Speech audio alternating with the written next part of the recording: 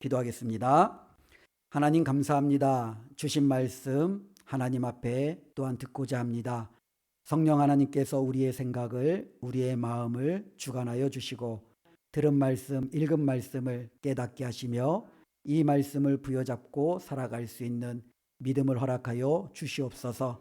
하나님 앞에 예배하는 우리 중에 하나님 함께하여 주시고 영광 받아 주시고 우리에게는 하나님의 놀라운 은혜가 임하는 복된 시간 되도록 축복하여 주시옵소서. 예수님의 이름으로 기도드리옵나이다. 아멘. 에베소서에서 바울은 계속적으로 이야기하기를 우리는 이제 완전히 새로운 신분을 가진 자들이다라고 이야기합니다. 특별히 우리를 가리켜 빛의 자녀라고 이야기하죠. 그 전까지 우리는 어둠의 자녀였습니다. 어둠에 속했기 때문에 우리는 어둠의 일을 또 어둠에 속한 자들처럼 그렇게 살아갔는데 이제는 우리의 신분이 완전히 바뀌었습니다. 빛의 자녀이기 때문에 어둠의 일을 이제 다 벗어버리고 하나님이 기뻐하시는 그 빛의 사명을 일들을 감당하며 살아가는 것이 이제 우리에게 주어진 책임이고 하나님의 명령임을 우리는 보게 됩니다. 그래서 예수님을 믿는 우리는 예수님을 믿기 전에 우리 마음대로 살았다면 이제는 예수님을 믿은 이후에는요 우리 마음대로 살 수 없는 거죠.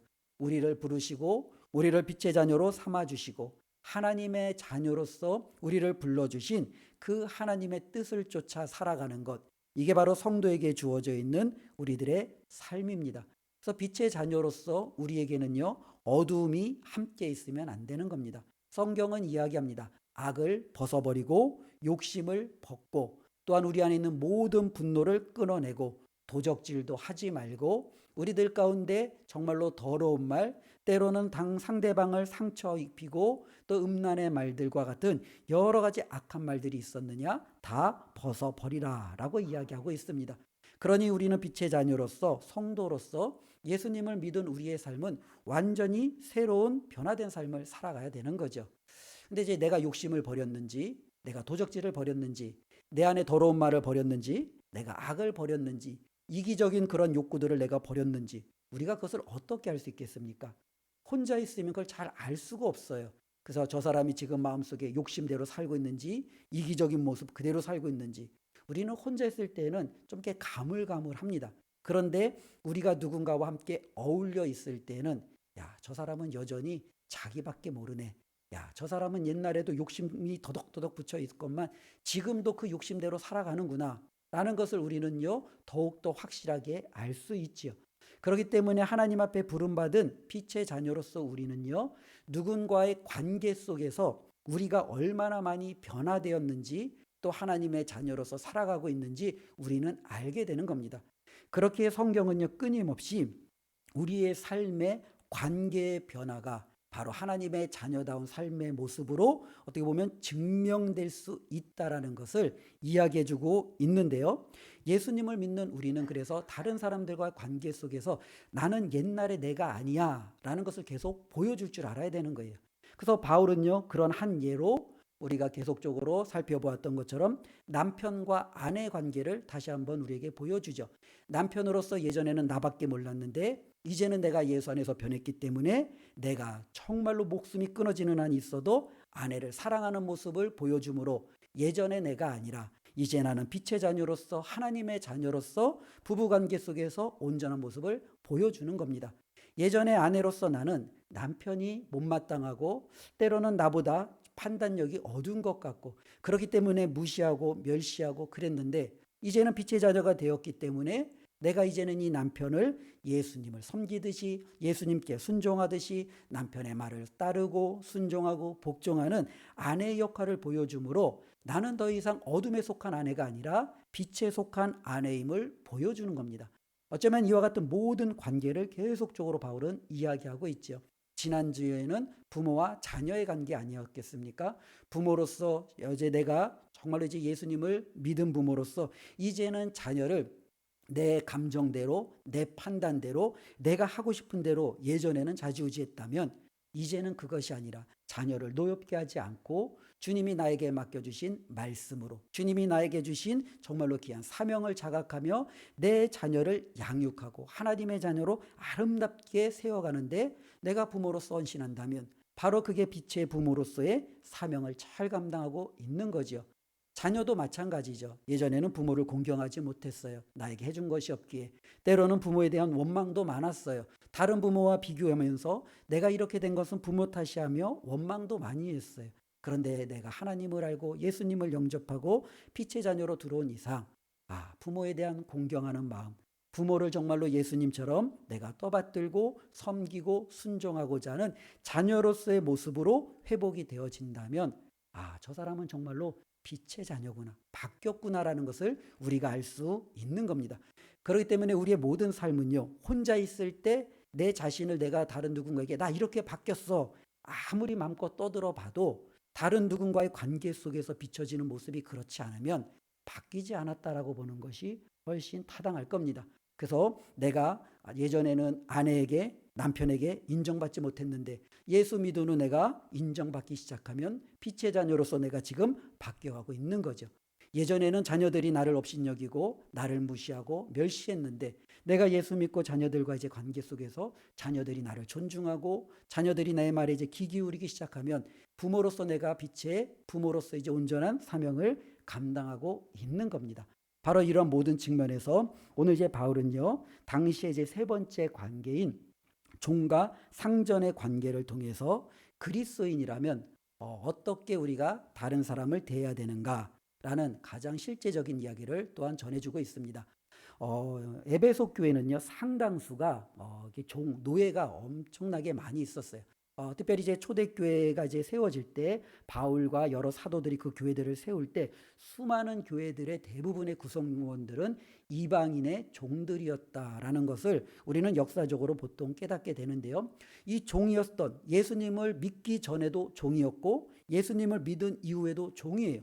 그럼 예수 믿기 전에 종으로서의 삶과 내가 예수님을 믿은 이후의 종으로서의 삶은 어떻게 바뀌어야 되느냐? 이 부분을 이야기해 주는 거죠. 상전도 마찬가지죠. 주인이에요. 주인들도 그 이전에 내가 예수님을 믿기 전에 주인으로서 행사했던 것과 이제 예수님을 믿은 이후 내가 종으로서 주인으로서 어떻게 내가 행사하는 그 권한을 이제 바울은 계속적으로 이야기하고 있습니다. 오늘날로 좀 이야기하면 이런 부분이죠. 내가 만약에 피고용인이라면 내가 이제 직장인이라면 내가 직장인으로서 이제 직장 안에서 상사들에게 때로는 나보다 윗사람들에게 내가 어떤 자세를 취해야 하는가. 때로는 이제 내가 사장으로 또 고용주로서 내가 이제 종들을 때로는 여러 종업원들을 거느리고 있는 오너라면 내가 이제 오너로서 때로는 그 책임자로서 아랫사람들을 나는 이제 어떻게 대해야 되는가. 이런 부분들을 우리가 생각해 볼 수 있는 거죠. 그러니까 예수님을 믿기 전에 했던 모습과 예수님을 믿은 후에 내가 종과 상전으로서의 모습은요, 완전히 바뀔 수밖에 없다라는 거예요. 이 부분을 우리가 염두에 두시고 바울이 말하는 특별히 하나님의 말씀을 우리가 좀 전해 들었으면 좋겠습니다. 특별히 종들에게 주는 권면 중에 하나는요, 5절과 7절에 반복적으로 나오는 단어가 있는데요. 제가 5절과 7절 말씀을 읽어보겠습니다. 종들아 두려워하고 떨며 성실한 마음으로 육체의 상전에게 순종하기를 그리스도께 하듯 하라. 7절 기쁜 마음으로 섬기기를 주께 하듯 하고 사람들에게 하듯 하지 말라. 예, 종들에게 주는 권면이 있잖아요. 너희의 상전들에게 어떻게 하래요? 그리스도께 하듯, 주께 하듯 하라는 거예요. 우리 아멘 하시는 분들은 대단한 믿음의 소유자입니다. 이게 굉장히 어려운 거거든요. 그렇죠? 어떻게 우리 오늘날에는 그죠? 상사면 상사지 나의 주가 될 수 없죠. 나의 그리스도가 될 수 없죠. 내가 어떻게 예수님께 하도 저 사람에게 말도 안 되는 거죠. 어쩌면 종으로서 얼마나 많은 아픔과 고통을 가지고 수많은 사람들이 살아갔겠습니까? 특별히 이 당시 로마 시대만 해도 이 노예가 되는 것은 너무나도 그냥 자연스러운 거였어요. 이게 그냥 이 노예는 이제 하나 있는 물건이에요, 물건. 물건이기 때문에 그들은 자신의 것들을 어떤 것도 주장할 수 없지요. 어쩌면 주인이 자신을 물건 취급하듯 어쩌면 사람 취급하지 않고 짐승 취급하듯 그렇게 대하는데도 나는 그 주인을 어떻게 해요? 그리스도를 섬기듯 주께 하듯 하라는 거예요. 어쩌면은 이와 같은 말씀을 들은 수많은 그리스도인 종들은요, 마음이 굉장히 답답했을 것 같아요. 아마 이 말씀이 너무너무 그들에게는 힘들었을 것 같아요. 차라리 내가 모르는 사람을 섬기라고 하면 섬기겠는데 내 주인은 정말로 아닌데 내 주인이 얼마나 악한 사람인지 알면 바울이 과연 이런 말을 할 수 있을까? 내 주인이 얼마나 못된 사람인 줄 알면, 내 주인이 나에게 행한 것을 알면 그래도 나에게 그 사람에게 죽게 하라고 할 수 있을까? 아마 그들 마음 가운데는요, 굉장히 아픔과 응어리가 정말로 가득가득 있었을 거예요. 그럼에도 바울은요, 분명히 이야기합니다. 아랫사람은 윗사람에게 어떻게 해요? 죽게 하듯 하라는 겁니다. 이 죽게 하듯 하라는 것에 대해서 어떻게 보면은 조금 구체적으로 오늘 몇 가지를 이야기해 주고 있는데요. 계속적으로 보면은요, 5절 말씀 보면 종들아 두려워하고 떨며, 두렵고 떨리는 마음으로 자신의 상전을 대하라는 거죠. 우리가 이제 두렵고 떨리는 마음은 어떤 마음이겠습니까? 누군가 앞에 섰을 때 그 사람이 좀 만만해 보이면 두렵고 떨리지 않잖아요. 그렇죠? 상대방이 좀 어렵고 혹시라도 내가 실수하면 오히려 상대방에게 누를 끼칠 수 있을 때 우리는 자기 자신을 잘 살피잖아요. 혹시 내가 옷은 제대로 입었고 내가 자세는 괜찮았고 오늘 내가 맡겨진 일들은 내가 다 하고 보고할 때 혹시 책망받은 일은 없을까? 계속적으로 자기를 살피는 것 아니겠습니까? 어쩌면 이와 같은 두렵고 떨림으로 내가 부족한 것은 무엇인지, 내가 오늘 맡겨진 일을 잘했는지 주인 앞에 섰을 때 그 주인이 나를 책망하지 않을 만큼 내가 최선을 다했는지 그와 같은 두렵고 떨림으로 주인에게 대하라는 거예요. 굉장히 어렵죠. 우리가 하나님 예수 그리스도 앞에 섰을 때 아마 우리가 살아가야 될 삶의 자세가 이거 아니겠습니까? 두렵고 떨림으로. 바울은 자신의 구원을 날마다 정말로 자각하며 하나님 앞에 섰다라고 우리에게 고백하고 있는데요. 바로 우리가 윗사람을 대할 때 나의 부족함이 윗사람의 마음을 어지럽게 때로는 힘들게 하지 않고 불편하지 않도록 자기 자신을 잘 살펴서 윗사람에게 최선을 다해서 섬겨라 라고 이야기하고 있습니다. 두 번째 계속적으로 이야기하는 5절 보면은 성실한 마음으로 육체의 상전에게 순종하라 라고 이야기하고 있습니다.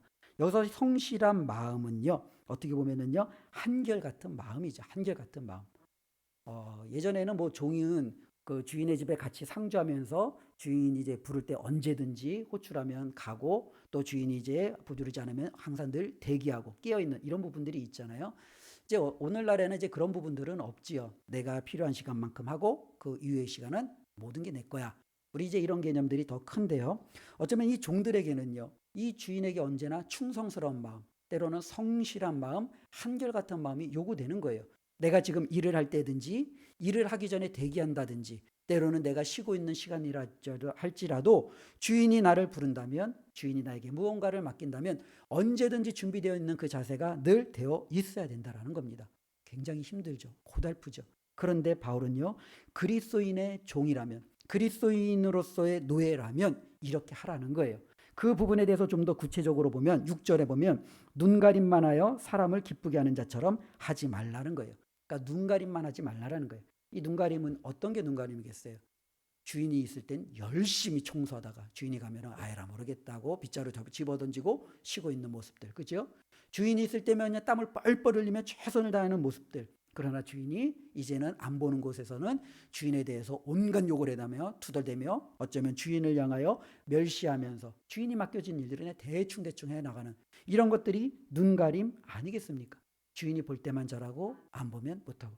오늘날에는 그래서 이런 부분들을 좀 막기 위해서 CCTV가 더 많이 발달된 것 같아요. 그렇죠? 고용주가 내가 고용한 사람들이 일을 잘하고 있는지 안 하고 있는지 막 계속적으로 이제 살펴보고 있는 거잖아요. 이런 부분들 속에서 어쩌면은 이 종들은 바로 자신들에게 있어서 그 주인이 내가 볼 때만 잘하면 돼라는 마음들이 그들 가운데 있는 거예요. 주인이 안 보면 안 보는 것은 내 마음대로 하면 돼라는 거죠. 바울은요, 그렇지 않다라는 거예요. 눈가림으로 하지 말라라는 거예요. 계속적으로 6절에 보니까요, 기쁘게 하는 자처럼 하지 말고 그리스의 종들처럼 마음으로 하나님의 뜻을 행하고 7절에 기쁜 마음으로 섬기기를. 기쁜 마음으로 섬기라는 거예요. 이게 정말로 말은 쉬운데 잘 안 될 거예요. 직장인들이 가장 싫어하는 요일이 있잖아요. 언제예요? 주일을 가장 싫어하잖아요. 그죠? 직장인들은 주일을 싫어해요. 시간대가 특별히 이제 주일 오후는 더더욱 싫어하죠. 월요일을 앞두고 이제 월요병이 이제 도지기도 하고 이제 월요일부터 내가 이제 일주일 동안 일하려면 그것이 얼마나 많이 부담스러워요. 그러면서 이 직장인들에게 있어서 이 월요일을 이제 맞이하는 그 전날 또 이제 월요일 당일은 너무너무 괴롭고 힘든 날이에요. 어쩌면 그날을 피할 수만 있다면 그들은 피하고 싶겠지요. 그날의 기쁜 마음으로 준비하며 살아가는 사람은 없지요. 그런데 바울은 이야기합니다. 기쁜 마음으로 섬기라는 거예요. 주인을 섬길 때, 상전을 섬길 때 대충대충 그냥 섬기지 말고 정말로 기쁜 마음으로, 자원하는 마음으로, 즐거운 마음으로 그 주인을 섬기라라고 이야기하고 있습니다. 어려운 말씀입니다. 그런데 그리스도인 종은요, 믿지 않는 종과 여기에서 차이가 있어야 돼요. 그러니까 믿는 사람인가 믿지 않는 사람이 똑같이 직장 생활하는데 이들의 모습이 차이가 없는 거예요. 그들을 고용한 사람들을 존중하지도 않아요. 그들을 고용한 사람 앞에서는 정말로 알랑말랑하면서 뭐 잘 보인 척하다가도 보이지 않으면요 서로 이제 그 고용한 사람에 대해서 욕을 해대기도 하고 자신에게 맡겨진 일을 대충대충 하기도 해요. 전혀 차이가 나지 않는 거예요. 어쩌면 믿지 않는 사람과 믿는 사람이 똑같이 그렇게 살아간다면 과연 이 사람의 삶은 도대체 하나님 앞에 어떻게 비춰지느냐라는 거죠. 하나님은 그를 빛의 자녀로서 어둠에서부터 이제는 밝음으로 옮기셨고 이 밝음과 빛에 합당한 삶을 요구하시는데 여전히 명칭은 호칭은 그리스도인이고 그리스도인 종이고 빛의 자녀고 하나님의 아들 딸인데 삶의 모습은 어둠에 있는 사람들과 똑같다라는 거죠. 옳지 않다라는 겁니다. 하나님의 자녀로서 우리는요 이 땅에서 하나님께서 우리보다 앞선 사람을 두었다면 그들을 존중하고 그들을 죽게 하듯 하는 최선을 다해서 섬기는 모습이 필요하다는 겁니다. 저는 어렸을 때 초등학교 이제 유치원 초등학교 때인 것 같은데요. 제일 좋은 날이 언제였냐면은 목사님이 신방 오시는 날이 제일 좋았어요. 예. 목사님이 신방 오시는 날은 명절 때보다 먹을 게 더 많았어요. 집안에. 예, 집안에 먹을 게 넘쳐나가지고 목사님이 이제 신방 오시고 나면은 전날부터 준비해서 가시고 나면은 이제는 동생과 이제 그 상에 이제 앉아서 뭔가 먹고 싶은 것들을 다 먹었던 기억이 나는데요. 예전에는 이렇게 부모님들이 정말로 이렇게 목사님이 신방 오시면 얼마나 이렇게 잘 섬겼는지 몰라요. 최선을 다해서 섬겼잖아요. 그런데 이러한 모습이 어쩌면 종들에게 요구되어지는 모습이라는 거예요. 근데 여기서 이것을 꼭 우리가 뭐 목사님, 때로는 교육자 당연히 섬겨야 될 그러한 대상이 아니라 대상이 우리가 섬기기 싫어하는 사람, 우리가 정말로 불편한 사람으로 바뀌어버린다라는 거예요. 상전을 섬기기를 원하는 사람이 누가 있겠어요? 나에게 정말로 온갖 폭언을 일삼고 나를 정말로 자신의 마음대로 그렇게 주무르는 그 사람을 죽게 하듯 섬기고자 하는 사람이 어디에 있겠어요? 나에게 잘해주는 사람을 나는 섬기기를 좋아하지요. 내가 정말로 좋아하는 사람을 내가 기쁘게 하는 건 나도 좋지요. 그런데 내 마음을 불편하고 힘들게 하는 이 상전을 섬기는 것은 너무너무 어려운데 바울은 뭐라고 이야기해요?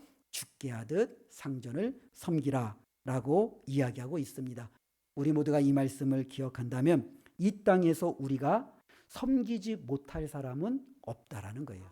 그러니까 그리스도인은요, 하나님께서 인간이 되셔서 이 땅에 오셔서 우리를 섬기신 것처럼 우리도 예수님처럼 모든 사람을 우리가 볼 때 주님 쟤는 아니에요 라고 판단되어지는 그 사람까지도 우리는 섬기는 자가 되어야 된다는 겁니다.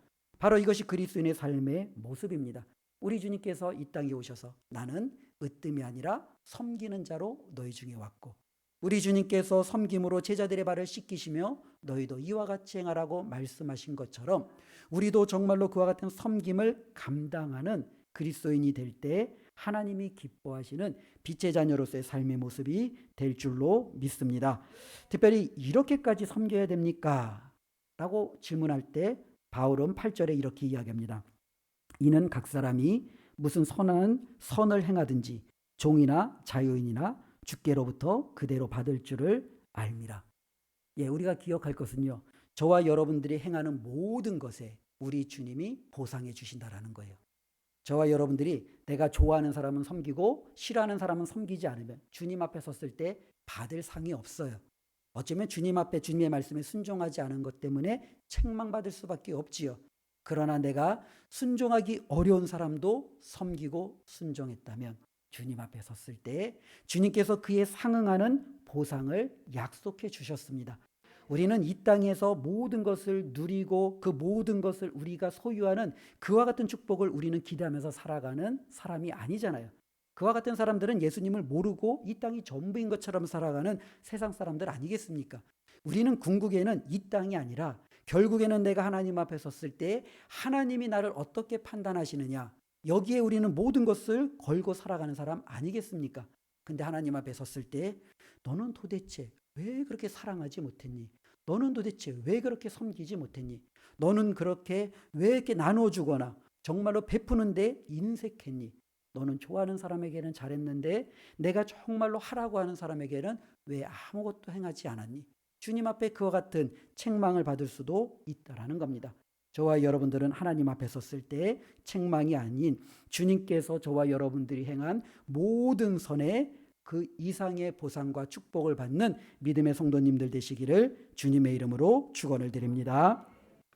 지금까지의 말씀은 상전에게 상당히 좋지요. 예, 여기까지요. 우리가 뭐 아내에게 남편에게 주는 겉면도요. 그죠? 아내에게 주는 겉면만 딱 뜨면 남편이 기분이 좋고, 그렇죠? 종과 상전에게 주는 겉면도 종에게만 딱 하고 좋잖아요. 그리고 이제 상전에게 주는 겉면은 또 구절 또 하나예요. 그러니까 뭐, 야, 상전은 너무나도 좀 적은 거 아니냐? 뭐 그렇게 생각할 수도 있는데 말씀을 또 보면은요, 그렇지도 않아요. 보면은요, 상전들아, 너희도 그들에게 이와 같이 하고, 예, 이 한마디로 모든 것이 다 정리가 되는 거예요. 그렇죠? 예, 종이 정말로 뭐예요? 상전을 위해서 어떻게 해요? 두렵고 떨림으로 기쁜 마음으로 한결같은 마음으로 정말로 주인을 기쁘게 하고자 그렇게 섬기는 그 모든 노력을 다하듯이 상전들도 어떻게 하래요? 똑같이 하라는 거예요. 즉 종이 정말로 상전을 대할 때 죽게 하듯 한다면 상전 역시도 종을 대할 때는요 어떻게 하라는 거예요? 죽게 대하듯 하라는 겁니다. 이것은 오늘날에는요 뭐 그럴 수 있지만 이때 당시에만 해도 이것은 가히 충격이에요. 충격. 이게 말도 되지 않는 거예요. 당시 상전들은 종에 대한 모든 권한을 가지고 있었어요. 말 안 되면 두들겨 패도 되고요. 말 안 되면 감옥에 가둬도 되고요. 정말 그래도 이 종에 대해서 정말 분이 풀리지 않으면 종을 죽여도 그 누구가 아무도 이 주인에 대해서 어떠한 것도 이야기하지 않아요. 왜냐하면 로마 당국 자체가 이미 노예는 주인의 소유다라는 것으로 판정됐기 때문에 거기에 대해서는 관여를 하지 않는 거예요. 그러니까 이 노예, 종에 대한 죽고 사는 것의 모든 것은요 주인에게 달려있는 거예요. 주인은 먹을 것을 줄 수도 있고 굶겨 죽일 수도 있고, 주인은 그 사람에게 자유를 줄 수도 있지만 자유를 빼앗고 감옥에 가둬둘 수도 있고요. 생명을 거둬들일 수 있는 그러한 권한까지 이 상전에게는요 막강한 힘이 있었어요. 그런 어떻게 보면은 자기하고는 완전히 차원이 다른 이 종들에게 우리 주님께서는 뭐라고 얘기해요? 상전들아 너희도 그들에게 이와 같이 하라는 거예요. 종들이 너희에게 행하는 것처럼 너희도 그렇게 행하라 라고 이야기하고 있습니다. 이 말씀 어디서 많이 들어보지 않으셨어요? 우리가 잘 아는 마태복음 7장 12절에 보면은 예수님께서 말씀하신 황금률로 알려진 말씀이죠. 마태복음 7장 12절에는 이렇게 기록되어져 있습니다. 그러므로 무엇이든지 남에게 대접을 받고자 하는 대로 너희도 남을 대접하라. 이것이 율법이요 선지자니라. 예, 종들은 대접받는 데 익숙해요. 받는 것에만 익숙해요. 그렇기 때문에 당연히 노예는 나에게 대접하고 나를 섬기는 것이 마땅한 거예요. 그런데 문제는요, 내가 나중에 하나님 앞에 섰을 때 합당한 보응을 받으려면 나도 누군가를 대접하고 섬기는 모습이 있어야 되는 거예요. 이것이 하나님의 말씀, 율법이 가르쳤고 선지자들이 가르쳤던 핵심 중에 핵심이에요. 너가 남에게 대접받고자 하느냐? 너가 남에게 섬김을 받고자 하느냐? 너희도 대접하고 너도 섬기라는 거예요. 우리가 이렇게 하지 않으면서 무언가를 기대한다는 것은 하나님이 주신 말씀하고는 완전히 위배되는 거죠. 그렇기 때문에 바울은 이야기합니다. 상전들아 너희도 그들에게 이와 같이 하라는 거예요. 여기 혹시라도 고용주분들이 계셔서 내가 정말로 일을 이렇게 시키는 위치에 있거나 내가 직장에서 조금 더 높은 위치에 있어서 아랫사람을 부리는 위치에 있다면 어쩌면 우리가 이 말씀을 또 한번 기억해야 됩니다. 그리고 내가 가정이 되었든 때로는 어떤 공동체가 되었든 때로는 교회가 되었든 우리가 뭔가 하나님 앞에 귀한 직분과 사명을 맡은 사람이라면 더더욱 이 말씀을 우리는 기억해야 됩니다. 하나님께서 우리에게 이런 모든 직분과 사명을 주신 이유는 바로 여기에 있는 거죠. 더 많이 섬기라고 주는 거죠. 하나님께서 목사로서 더 많이 섬기고 장로로서 더 많이 섬기고 집사로서 더 많이 섬기라는 거예요. 우리가 가진 만큼 배운 만큼 우리가 하나님 앞에 신앙생활의 연배가 더 깊은 만큼 하나님이 요구하시는 것은 훨씬 크지요. 우리 그렇지 않겠습니까? 신앙생활 20년을 한 사람과 이제 신앙생활 일주일 한 사람이 하나님 앞에 갔을 때 하나님이 두 사람에게 요구하는 것이 똑같진 않아요. 20년을 요구한 사람에게는 그에 합당한 삶을 하나님은 요구하셔요. 너 20년 동안 너의 신앙생활 어떻게 했는지 하나님은 그에게 그것을 찾으세요. 단지 일주일 만에 하나님 앞에 부름받은 그는 그 일주일의 삶이라도 정말로 그가 하나님 앞에 온 것에 대해서 그것에 맞춰서 하나님은 그를 판단하시고 평가하시겠죠. 어쩌면 우리가 하나님 앞에 높은 자가 되었다라는 것은, 많은 고난을 받았다라는 것은 그것을 내가 마음껏 휘두르라고 주신 하나님의 직분은 결코 아니라는 거예요.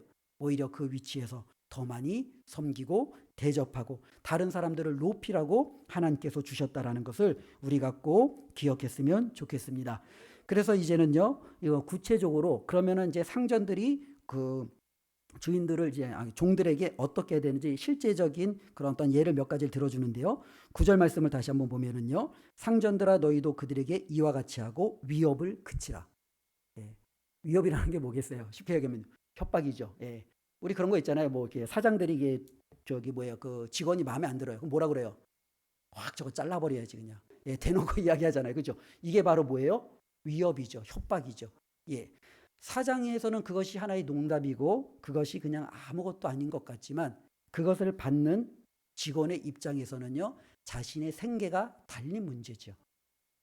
사장은 그냥 지나간 말투로 한 거지만 그 입장에서는요, 그것이 자신에게 있어서 어마어마하게 큰 어떻게 보면 문제예요. 이러한 협박이, 이러한 위협이 주인들에게서는요, 너무너무 자연스럽게 나타나는 거죠. 뭐 노예가 있는데 방을 치우는데 방을 좀 마음에 안 들게 치웠어요. 오늘 저거 그냥 이제 굶겨?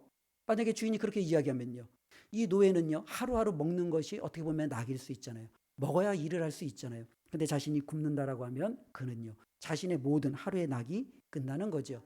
그에게 있어서 주인은 하루 정도 굶어도 전혀 문제될 거 없지만 하루하루 먹고 사는 사람에게서는 그 한 끼 한 끼 식사가 너무너무 소중하고 가치 있을 수 있습니다.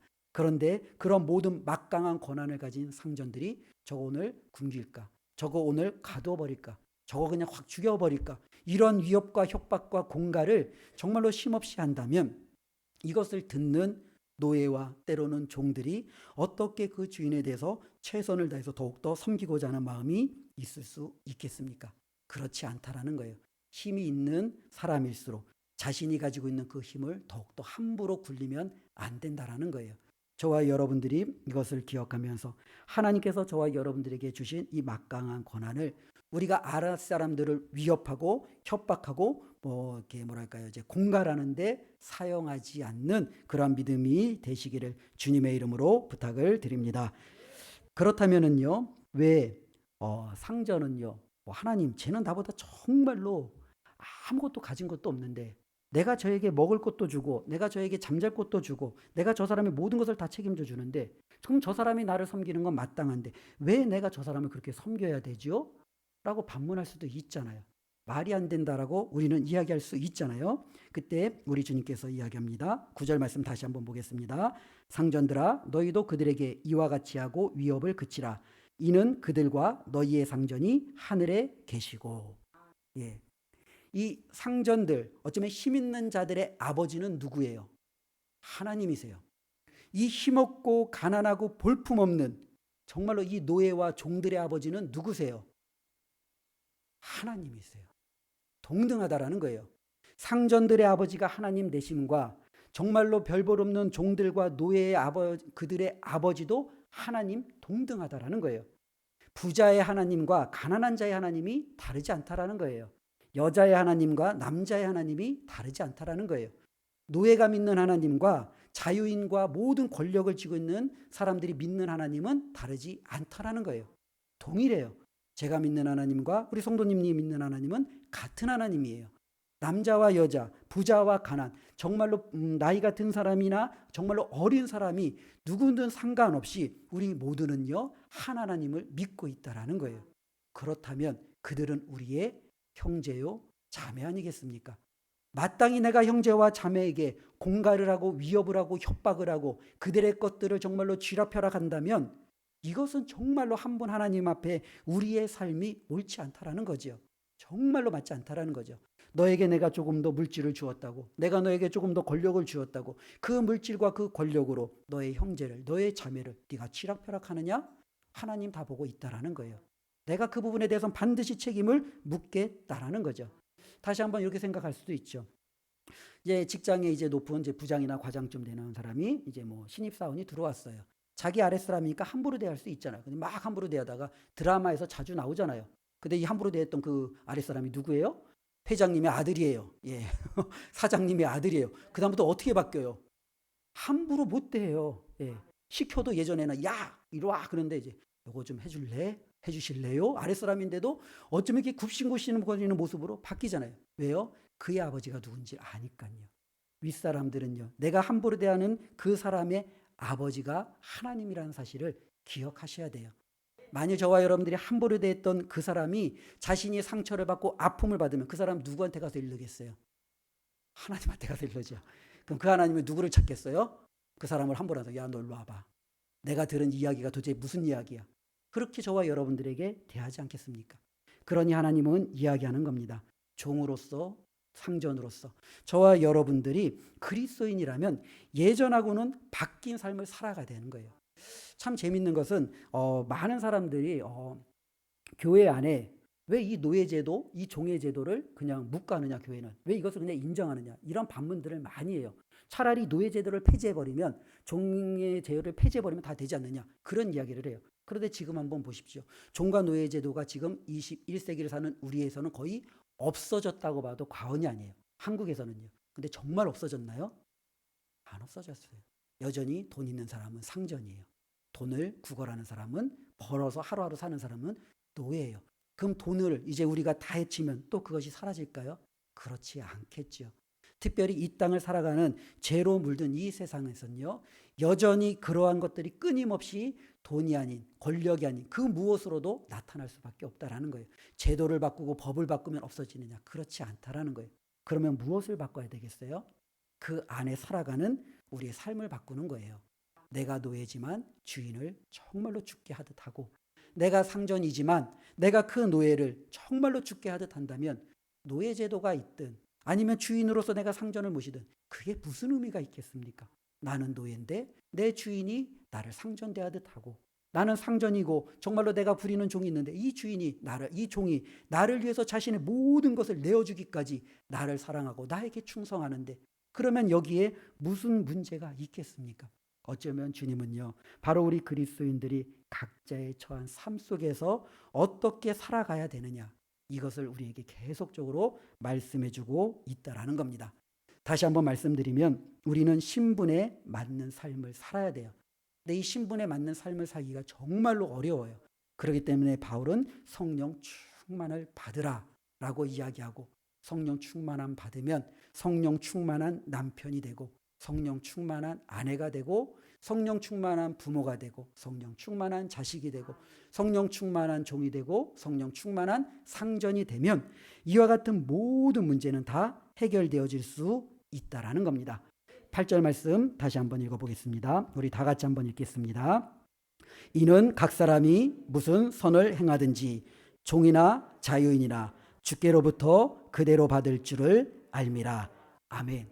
저와 여러분들이 어떻게 살아가든지 우리가 선을 행하고 섬김의 삶을 다 했다면 하나님께로부터 상급이 있을 줄로 믿습니다. 이 상을 위해서 오늘도 이번 한 주도 승리하시기를 주님의 이름으로 축원합니다. 기도하겠습니다. 하나님 감사합니다. 저희로 하여금 하나님을 아버지라 부르며 빛의 자녀로, 하나님의 자녀로 세워주셔서 감사합니다. 이제는 우리가 하나님의 자녀답게 살아가야 되는데 그렇게 살아가지 못할 때가 너무나도 많았습니다. 그러나 말씀을 통해서 내가 남편으로서, 아내로서, 부모로서, 자식으로서, 또 하나님 내가 누군가를 섬기는 위치에서, 또한 누구를 부리는 위치에서 어떠한 제사로 살아가는 것이 하나님의 자녀다운 모습인지 하나님의 말씀을 들었습니다. 하나님 지식으로 머물지 않게 하여 주시고 이 말씀대로 살아내어 하나님 앞에 섰을 때 큰 상급 받는 우리 온 은강 성도님들 될 수 있도록 주님 축복하여 주시옵소서. 예수님의 이름으로 기도드리옵나이다. 아멘.